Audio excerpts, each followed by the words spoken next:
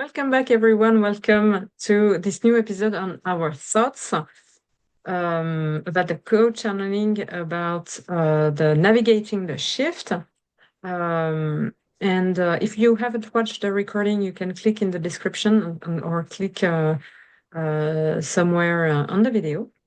And so, Leo, what are your thoughts after this co-channeling about navigating the shift? Well, one of the things that really stood out is indeed there are, you could say, multiple timelines or multiple frequencies of experience that we can tune into that are all playing out in the same place, our planet. And it was like our guides, Ashtar, Ra, the Translucids, they were showing us this in a very subtle way. And I could sense that when Ashtar was speaking about the shift in that, yes, indeed, there will be people that depart. Not everyone alive today will be alive in 100 years in the same form, the same human form. People will depart, people will pick up on adventures in other realms and worlds. And of course, many, many will stay, and because many, many wish to help facilitate this shift and help be a part of it as well. But when Astra was speaking about this, I could sense that there were many in the audience, they're becoming fearful, or the thoughts within them that were fearful were being activated, and thoughts of, oh no, is this going to lead to wars, or what do they mean, what is Astra talking about, is you know and so Ra and I picked up on that, and so I can tell that Ra really wanted to speak on that to help process that. And then when the translucids came through as well, um yes, they do seem like a tall white or gray, tall gray sort of energy. That's what I can sense from them. And I think they were very, indeed, they were harmonized and loving. Um, but yeah, that's just what I sensed from them. I think it was very nice to meet them in this way for the first time. And so yeah, so coming back to this idea of there are many timelines we can tune into. It's really is about our choice. It is, are we consciously choosing these frequencies we really say we prefer, the love and the light and the joy and the peace? Or are we kind of just saying that? Or maybe, yes, we are choosing that, but also we're choosing other frequencies. Are we getting too focused in on the news headlines? Are we, for me personally, I used to play a lot of video games. I used to play violent video. One of my favorite video games was Counter-Strike, which is a gun game, shooting game. I love that game. It was so fun. I used to really enjoy watching violent movies and reading sort of violent comics and all of this sort of thing. And I think what I'm learning now more and more and more and more is all of that, it of course affects us. It adds to our whole frequency band. So the idea is that we do need to prune some things out and add some and also choose some other frequencies so that they can grow and flourish. We need to make room for those more loving, joyous frequencies to grow. And so at times things will be activated within us. And I think what's important is to see that as opportunity, to accept first and foremost that, oh, this is something that was already within me. This is something I already chose in the past in some way or form and programmed it into myself in some way or form. And now I'm being shown this gift because I wouldn't know it was there unless it was brought up in this way. And so to see that, accept that, and then to simply release that, I think it can be done that seamlessly through practice. Yes, thank you for your insights. As for me, the frequency of Ashtar was, I don't know, either more far or either more merged with myself. At at the beginning of the channeling, I kind of asked him in my head, Ashtar, come more closely so that I can feel you more or have less doubts about the message or and I wrote something that relates. I wrote something. I wrote, I am here, trust me, trust yourself. I was and I am always here for you. Relax. And so I wrote this and I didn't pay attention to that until the very end when Ra said to trust them. And so immediately I said, oh my gosh, this was quite and I could feel afterwards, so at the very end of the channeling, when Ra said that to trust them, to trust the guides or the guidance, I could feel Ashtar laughing and laughing and laughing,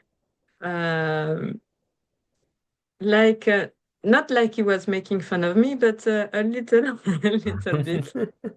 And as for the Translucid, I think this is not the real name. I think this is just a name that I can relate or use, or but their name is different. The frequency was I don't know how to describe. I know that I tapped, I think all the time of the when I channeled the Translucid.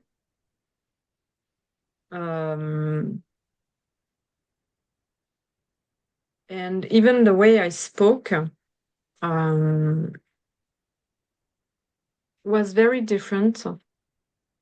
So at some point, I don't know exactly how I translated, meaning that I'm not even sure that they can actually speak. I don't know if it makes sense, but it's like if I translated more energies into words or a combination of thoughts into words. I don't know. They were more, I don't know, far away or I don't know. I really don't know how to describe, but I could feel that they were happy to come. And in fact, during the channeling, at the beginning, Ashtar was quite. It's like if Ashtar was looking for someone who would like to speak on the topic, and so I could feel Ashtar. Okay.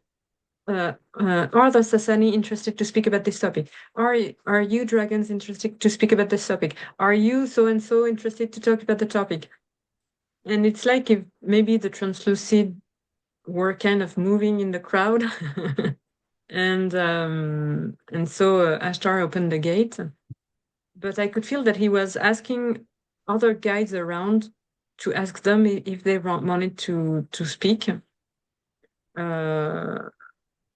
So yeah, so that's a good practice for me, definitely. And yes, about the ascension process, they said I wrote also at the end, and I think Ashtar didn't speak about this. He wrote, "Fear not, it will be fun." About the ascension process. So I think that we should not be afraid of the people dying, and I think it makes sense. It's also correspond to a whole of many people who were born after the Second World War with the baby boom, and so they're quite elderly now, and it makes sense that at some point a certain amount of people will die. So it's not related to any war or any disaster in this way. And I think that this ascension process in a way is we have to take it or to perceive it in a fun way. And I could really feel Ashtar saying, "Okay, fear not. It will be fun, and we have to put the fun into our lives in order not to be dragged down." And yes, and I think that more or less we will all be impacted by people dying, because this is also part of life, and that we, in some way, we should not, or it would be better for us not to be dragged down, as we will be all impacted, but it also, it makes sense. But to address it more in a peaceful way, but in the minimum, and in a bright way, or and and also I think it will oblige also some of us to see death differently. Um, and So yes, so I think that this ascension and this shift will be fun, but it is also our responsibility to take actions toward our life and to put more fun into our lives, which I think sometimes are not that fun. And I think this is our responsibility to feel more joyful and to put more fun into our work if this is possible, in our, I don't know, in our food and everything, so that we are more joyful and more cultivated and more radiant. And if we are joyful and radiant, then we will attract other opportunities and other things, and we will just embrace life better, more. And from what I got from the translucids, they really spoke about this idea of being noble, having a noble behavior, um, and um, and to behave. Uh, I don't know. I think it relates to the choice that we have in different kinds of situation. And instead of bitching about, I don't know, our governments or everything that we watch on the television, to act with this idea of being noble. And so maybe it is time to be noble in our day to day, and also to, yes, to behave indeed a certain way. Yeah, I agree. I really think that's all that is so important. And what you said about the joy too, I think that's really, really important. And that we're bringing this sort of, we're the ones that are meant to bring this sort of frequency, the love, light, the joy, the peace, all these frequencies. And so I think we bring it by choosing it and by doing the things we know are will help make it easier to embody this. And and to also, I think the other side of the coin that's equally important is when things are brought to the surface, um, to not judge ourselves and to not judge others, and to in a way lightheartedly laugh at ourselves, to understand that ultimately this is all a grand play of sorts, and we don't need to take it too seriously. I think there are moments when, yes, we should be maybe stern or a little serious so that we can deliver our message across more impactfully. But I think as a general rule, we're meant to be more lighthearted because this is the real these are the types of frequencies that our society needs. Our society is a little too serious, I think, and that's what leads to sort of serious situations and serious problems. So so yes, I agree. Would you like to add something else to you? No, that's it for me on my end for now. And that's it. That's it for me too.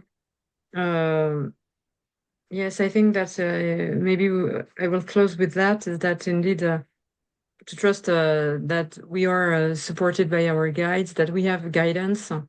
It's also up to us to be able to look or to perceive or to look and to feel that we are supported. I think that if we think and if we focus that life is tough and we are all alone and we have to fight all the time, etc., then all we see is struggles. And if we begin opening ourselves to, okay, I am guided, I have support, things will come to me, and we focus our attention on that, then we will see, because our mind will pick and choose, oh, that's nice, I have this opportunity here and here and here and there. And maybe they were there from the beginning, but it will be just the way we put our attention on things that were already here. And so, yes, maybe to trust that we are guided. Our guides also didn't speak about another world war. Um, I think they just mentioned life in some ways, or indeed, maybe there will be more death than what we may are used. But yes, yes, let us not be fearful about this. Let's just consider that this is life, and yeah, and put more life and joy in our lives, and just focus on our life in the most benevolent way for everyone. Try to let us try to be as joyful and peaceful as possible. And if we change ourselves, then yes, and also our reaction to the news, then indeed other people will also maybe not react the same way or be peaceful themselves, and it will create at the end a better world, or at least a better environment for ourselves. And so, yes, that's what I think. Yeah, yeah, and just to that reminded me of the last, maybe most important thing that Ross said for these times right now is the faith, that how it's like the bedrock of everything, because indeed we need faith and trust in our highest self to be able to pursue the joy. You know, if we don't really have that faith, if we haven't cultivated that muscle of faith, then yeah, you could, you know, we could hear all these teachings, hey, follow your passion, follow your joys, but you won't be able to do it because Mm. you're worried about something else. So indeed, I think the faith, we need to come back to that. We need to cultivate it like a just like a garden or plant, and it'll grow. And I think as it does, then we will naturally be able to pursue what brings us more joy in all of this. Thank you, Leo, for your yes, your insight and your reference to a garden. I think this is a great one. So thank you. Thank you. And thank you all for joining us in today's channeling and thoughts on video. We really there's some up and coming things that we will soon announce, and for those that don't know, our actual 1 year anniversary for the World of Lumen is coming up soon as well. It's the March 21st, and also the spring equinox. It was the last year's spring equinox. So, yes, we thank you all so much for all of your support, and we're really excited to see how our community and the channel grows from here even more. Yes, thank you so much, all of you, for watching these code channelings. We hope that they are helpful for you, and we will record other code channeling, another code channeling soon. And so, thank you all again for joining, and also we have a Telegram group, so also feel free to join us on Telegram. Yes. We'll see you Mm. there. See you there. Bye bye. Bye bye.